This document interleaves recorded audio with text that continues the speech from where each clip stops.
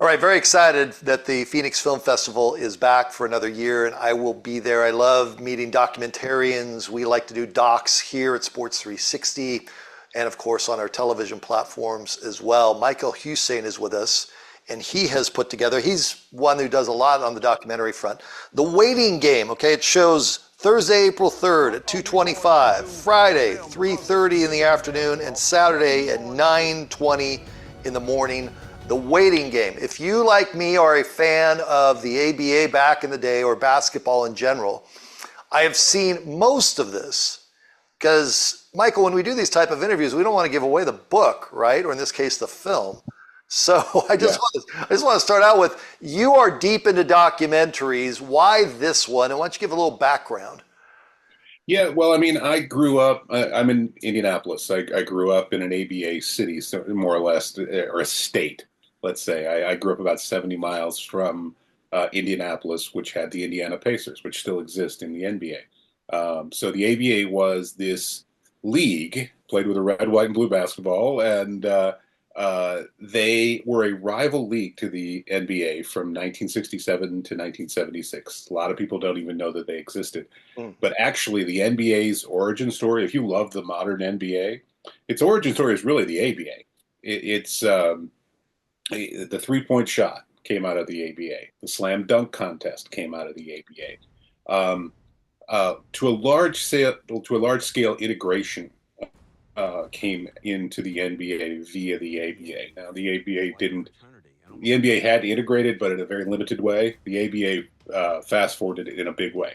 Not only tremendous opportunities for black players, but black culture. Freedom of expression that just didn't exist in the NBA. And still, so if you look at player branding or fashion statements or things like that, that all came in through the ABA. And so, very important league, but always chronically underfunded. And when the two leagues combined, it's often called the merger in 1976. That was a business deal, and so and it was a business deal that certainly did not favor the ABA players.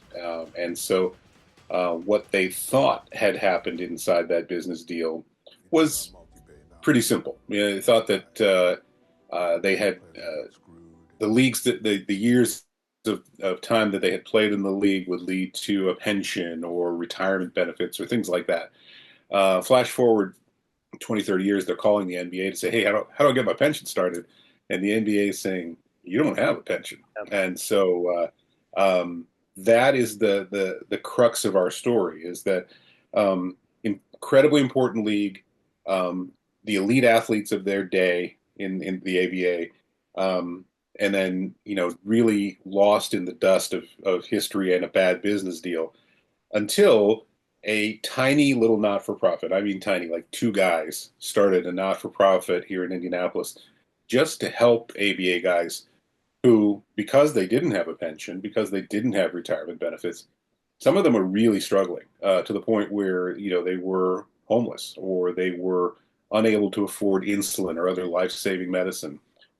So just really bad things for anyone in their later years, let alone people who had been elite athletes. And so the Dropping Dimes Foundation is what it was called. And so we followed them as they tried to negotiate with the NBA to say, hey, how do we help these guys who are the pioneers of your game? You get Dr. J in it, Julia Serving. You get Bob Yep. Costas in it. Mhm. This project, as you said off the top, okay, you're in an ABA city, but to put this together and to go get those people, how receptive was Julia Serving, Bob Costas to being part of this, among others? They were all really receptive. The ABA was just a really special time for a lot of people, for fans in cities where the teams existed. Very, very important, and they maintain a thread of nostalgia. But for the people who experienced it on the inside, so Dr. J was got his start in the ABA. Bob Costas got his start in the ABA. He was calling games for the Spirits of St. Louis, and they all consider it sort of a fraternity or a brotherhood. The time that they spent together in the ABA, and so when I approached to say, "Hey, would you talk about this?"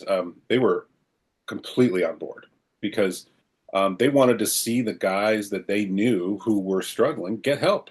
So it was a little easier than you might expect. I liked how you were able to show the culture as you referred to it earlier. The ABA, you could have your hair a certain way. You could just show your expressive abilities. The dunk was part of the ABA. The NBA, right down, you go into the red, white, and blue basketball versus the brown ball.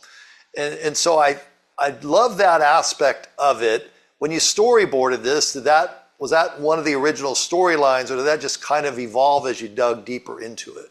I think when you talk about the impact of the ABA, Hmm.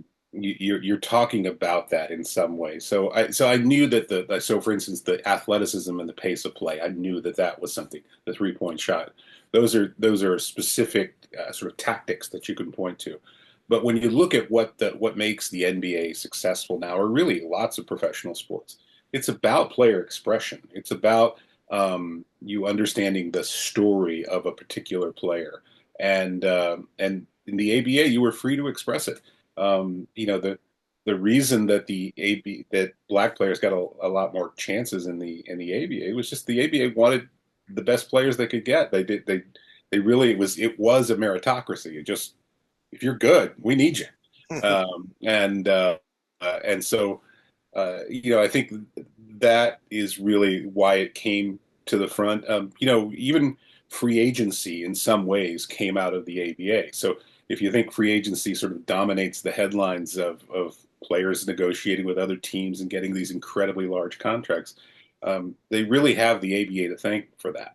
The documentary is called The Waiting Game. It is part of the Phoenix Film Festival, Thursday, April 3rd, 2:35, Friday, 3:30, Saturday, 9:30. It's about the ABA and much, much more. Michael Husain, thanks very much.